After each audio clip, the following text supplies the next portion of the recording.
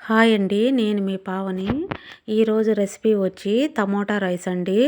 చూడండి tomato rice ఎంతో సింపుల్‌గా, టేస్టీగా, నోటికి కమ్మగా పిల్లలు ఇష్టంగా తింటారండి. ఈ విధంగా చేసి పెడితే నేను చేసినట్టు ఇంట్లో ట్రై చేయండి. సూపర్‌గా కుదురుతాది. అట్లే మా ఛానల్ గాని ఫస్ట్ టైం చూసినట్లయితే లైక్ చేయండి, సబ్స్క్రైబ్ చేసుకోండి, సపోర్ట్ చేయండి. ఓకేనా అండి? ఇట్లా అంత బాగా చేసుకుంటే పిల్లలు ఇష్టంగా లంచ్ బాక్స్‌లోకి కమ్మగా తింటారండి. అప్పటికప్పుడు సింపుల్‌గా అయిపోతుంది. ఓకేనండి. నేను ఉల్లిపాయలు, టమోటా, పచ్చిమిర్చి, ఎండుమిర్చి, కరివేపాకు అట్లా అన్నీ సన్నలుగా కోసుకున్నాం కదా మనము. ఇప్పుడు స్టవ్ ఆన్ చేసి కళాయి పెట్టుకోవాలండి. నేను నాన్ స్టిక్ కళాయి పెట్టుకున్నాను. ఈ విధంగా నాన్ స్టిక్ కళాయి పెట్టుకున్నాను. అడుగు మందంగా ఉండే నాన్ స్టిక్ కళాయి పెట్టుకున్నాను. అడుగు మాడకుండా. ఇప్పుడు 4 టేబుల్ స్పూన్ ఆయిల్ వేసుకొని నేను 1 టేబుల్ స్పూను నెయ్యి వేసుకున్నానండి. చూడండి ఇట్లా నెయ్యి వేసుకున్నాను 1 టేబుల్ స్పూను.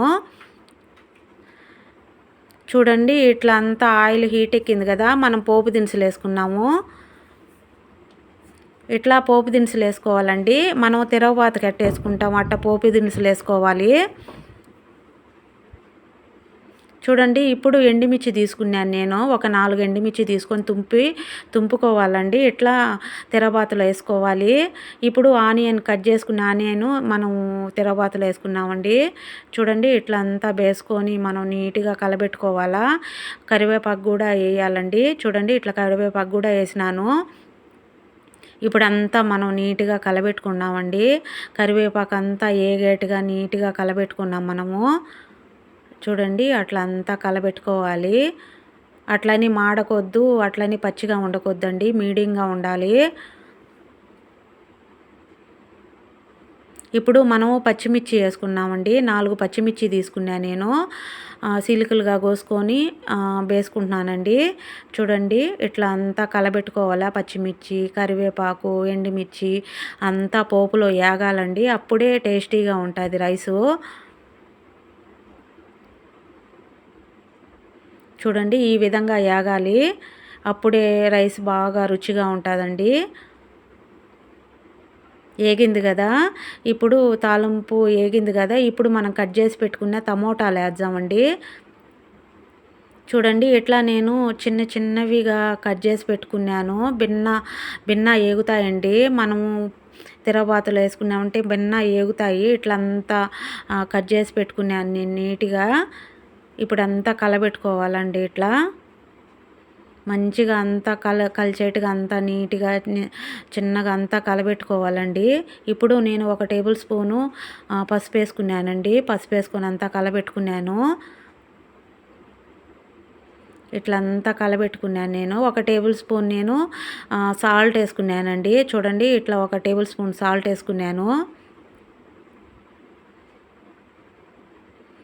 నేను 2 టేబుల్ స్పూను రెడ్ మిర్చి వేసుకున్నానండి. ఇట్లా రెడ్ మిర్చి పౌడర్ వేసుకున్నాను. ఇప్పుడు అంతా కలబెట్టుకున్నామండి. నీట్గా కలబెట్టుకున్నాము. ఇట్లా ఈ విధంగా అంతా కలబెట్టుకోవాలండి. అంతా కలిసేట్టుగా. ఇప్పుడు 3 నిమిషాలు మనం మూత పెట్టుకున్నామండి. మగ్గాలి కదా అంతా, టమోటా అంతా మగ్గాలి కదా. చూడండి ఇట్లా మగ్గింది. ఆయిల్ అంతా పైకి వచ్చింది చూడండి. ఇట్లా అంతా మంచిగా మగ్గింది కదా.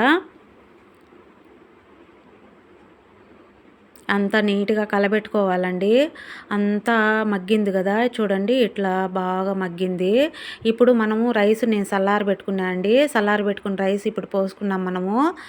చూడండి ఇట్లా పోసుకున్నాను. నేను బాస్మతి రైస్ తీసుకోలేదండి, మామూలు రైసే తీసుకున్నాను. ఇట్లా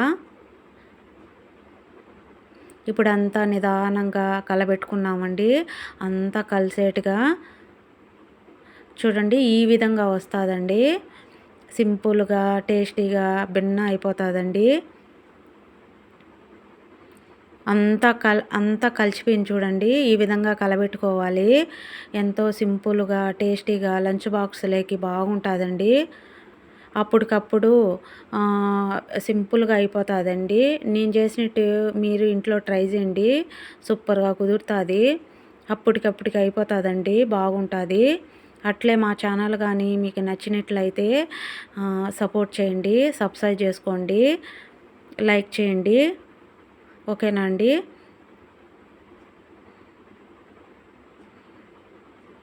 ఈ విధంగా బాగా సూపర్‌గా ఉంటాదండి. టేస్టీగా ఉంటాది. ఓకేనండి. Thank you watching.